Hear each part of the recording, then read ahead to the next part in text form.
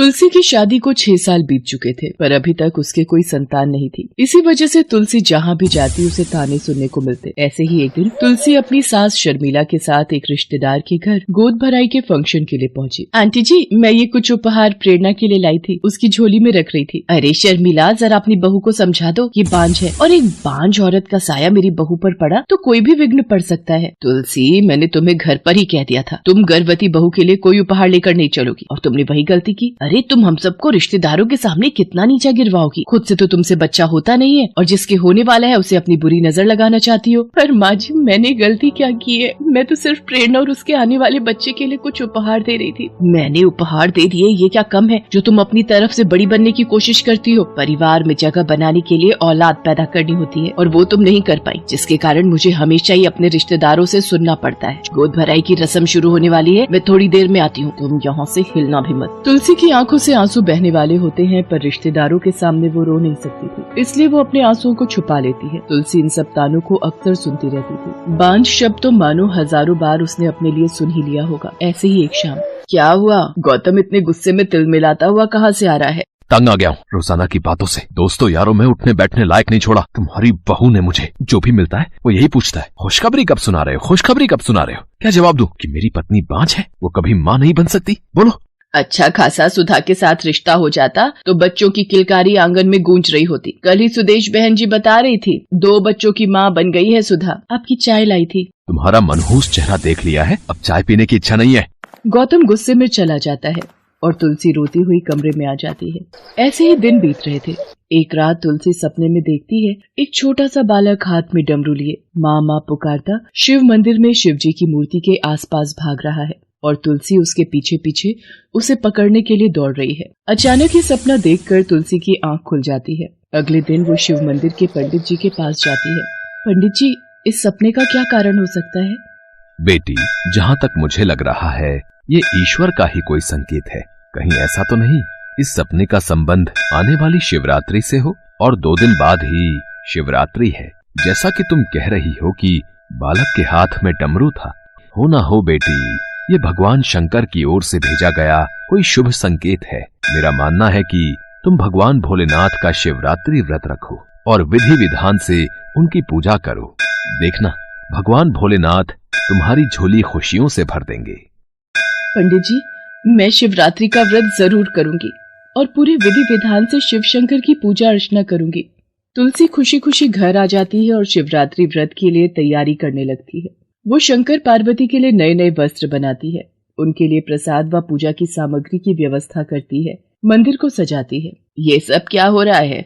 तुम ये मंदिर की सजावट क्यों कर रही हो? घर में और भी काम पड़े हैं, इन्हीं सब में लगी रहोगी तो वो कौन पूरा करेगा? माँ जी, परसों शिवरात्रि का व्रत है, इसीलिए मैं भगवान शंकर और माता पार्वती जी का श्रृंगार कर रही थी। तैयारी तो ऐसे कर रही है भोलेनाथ और माँ पार्वती जैसे तुझे ही आशीर्वाद देने के लिए बैठे हैं। मैं भी देखती हूँ तू ये शिवरात्रि व्रत कैसे पूरा करती है। दरवाजे पर ताला मार दूंगी, तू मंदिर जाकर दिखा। बहुत देख लिया तेरा ढोंग। माँ जी, ऐसा मत करो, मुझे भगवान भोलेनाथ के मंदिर में शिवलिंग की पूजा के लिए जाने दो। माँ जी, जब तुझे माँ ने एक बार मना कर दिया कि तू मंदिर नहीं जाएगी तो नहीं जाएगी। जो भी व्रत और पूजा करनी है घर पर कर। मेरे जीवन में पिछले 6 सालों से न तूने कोई खुशी दी है और न ही तेरे से कोई उम्मीद बची है। तुलसी अपने कमरे में जाकर रोने लगती है। महाशिवरात्रि का दिन आ जाता है, पर तुलसी की सास शर्मिला सुबह सुबह ही दरवाजे पर ताला लगा देती है। मैं भी देखती हूँ ये बांझ शिव मंदिर कैसे जाती है। हे भोलेनाथ, हे माँ पार्वती, मेरी रक्षा करो। मैं शिवलिंग की पूजा के लिए कैसे जाऊं? दरवाजे पर माँ जी ने ताला लगा दिया है। तुलसी खिड़की के पास खड़ी मंदिर जाते भक्तों को देख रही थी। सबके हाथ में पूजा की सामग्री थी। तब उसने शिव जी का रूप धरे एक छोटे से बालक को देखा जो तुलसी के पास ही आ रहा था। वह तुलसी से बोला, अरे तुम शिव मंदिर नहीं गई? आज तो महाशिवरात्रि का त्योहार है। देखो, सारे भक्त मंदिर में पूजा के लिए जा रहे हैं। मैं मंदिर नहीं जा सकती बेटा। अरे मेरे होते हुए तुम मंदिर कैसे नहीं जा सकती? अपनी आंखें खोलो, देखो तुम शिव मंदिर में ही तो खड़ी हो। ना जाने शिव रूप धारण किए उस बालक ने क्या चमत्कार किया कि पलक झपकते ही तुलसी शिव मंदिर में खड़ी थी और वह बालक गायब था। तुलसी ये सारा चमत्कार देखकर हैरान रह गई और शिवलिंग के सामने बेहोश हो गई। तभी शर्मिला और गौतम भी तुलसी को ढूंढते हुए शिव मंदिर पहुंच जाते हैं। तुलसी बहू, क्या हुआ? गौतम बेटा, ये तो बेहोश हो गई है, जल्दी से अस्पताल ले चल।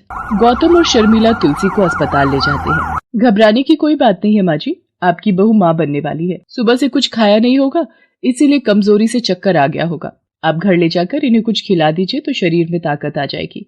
बाकी मैं कुछ दवाइयाँ लिख कर दे रही हूँ, कल एक बार दोबारा आप तुलसी को मेरे पास ले आना। गौतम बेटा, लगता है भगवान भोलेनाथ ने तुलसी की सुन ली। आज मैंने भी मान लिया कि महाशिवरात्रि व्रत की महिमा अपार है। इस व्रत को करने से इच्छित फल की प्राप्ति जरूर होती है। मुझे माफ कर दो तुलसी, मैं ये भूल गई थी कि तुम ये व्रत अपने परिवार और हमारे लिए ही तो रख रही थी। हमें इसमें विघ्न नहीं डालना चाहिए था। तुलसी, मैं तो तुमसे मुंह मोड़ कर जा रहा था। मुझे तो माफी मांगने का भी हक नहीं है। तुम चाहो तो मुझे कोई भी सजा दे दो। ऐसा मत कहो, मैं तो आपके बिना रह ही नहीं सकती। मैं आपसे बिल्कुल भी नाराज नहीं हूँ। तुलसी ने उस शिव रूपी बालक के रूप में साक्षात भोलेनाथ के दर्शन किए थे। वो मन ही मन प्रभु को धन्यवाद करती है। महाशिवरात्रि व्रत करने से तुलसी की सूनी गोद भर जाती है। वो अपनी सास और पति के साथ भगवान शिव के मंदिर में जाती है और पूरे विधि विधान से शर्मिला, गौतम और तुलसी मिलकर शिवलिंग की पूजा अर्चना करते हैं। भगवान भोलेनाथ ने तुलसी की मनोकामना पूरी करके तुलसी की झोली खुशियों से भर दी थी।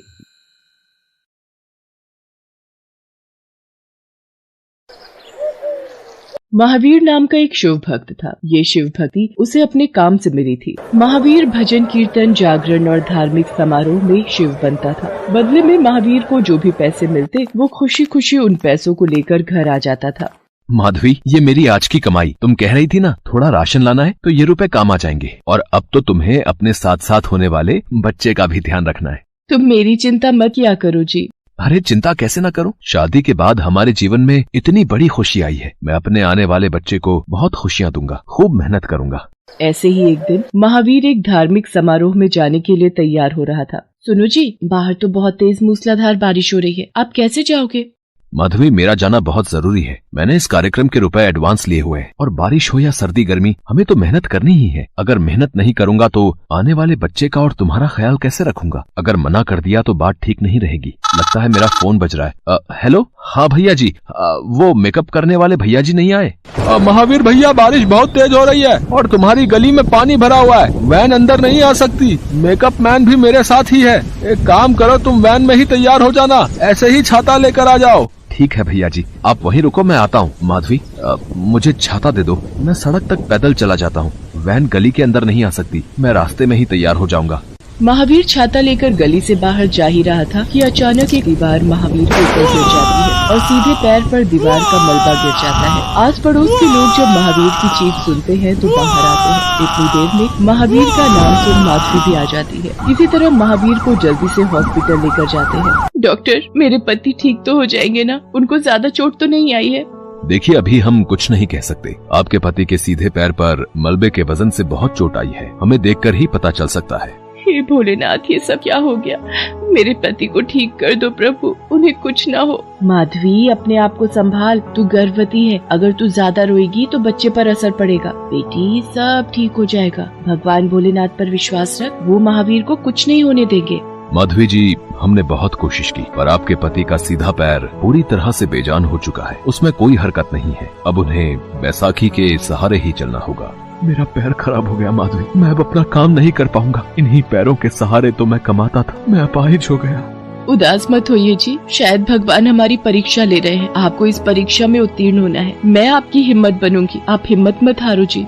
महावीर का पैर खराब होने से वो बैसाखी के सहारे चलता था। इसी कारण महावीर उस काम को नहीं कर सकता था जो काम अभी तक उसकी रोजी रोटी की कमाई का जरिया था। महावीर का काम बंद हो जाने से उसके साथियों ने भी उससे किनारा कर लिया। वो कहते हैं ना, सुख के सब साथी, दुख में न कोई। धीरे धीरे महावीर को पैसों की तंगी होने लगी और वो बहुत निर्धन हो गया। माधवी गर्भवती थी और उसे खाने को पर्याप्त भोजन नहीं मिल रहा था। इसी वजह से वो भी अब बहुत कमजोर हो गई थी। एक दिन महावीर बहुत रोने लगा।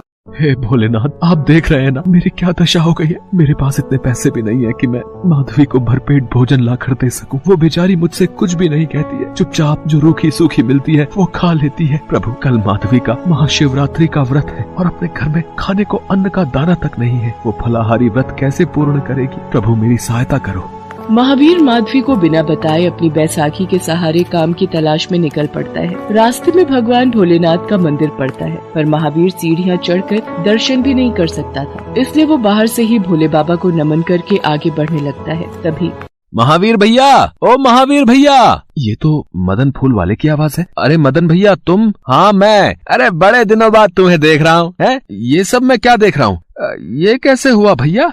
महावीर मदन फूल वाले को सारी घटना सुनाता है। महावीर की दुख भरी बातों को सुनकर मदन की आंखों में आंसू छलक आते हैं।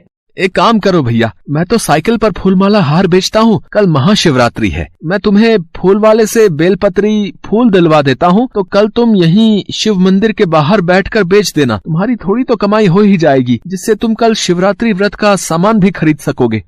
मदन भैया ये तो बहुत अच्छी बात हो जाएगी, तो मुझे फूल और बेलपत्री दिलवा दो। तुम्हारी बड़ी मेहरबानी, तुमने मेरे लिए इतना सोचा। मैंने नहीं, भगवान भोलेनाथ ने, क्योंकि इस दुनिया में जो भी कुछ होता है प्रभु की इच्छा से ही होता है। मदन फूल वाला फूलों की दुकान से महावीर को फूल और बेलपत्री दिलवा देता है और महावीर को घर तक छोड़ देता है।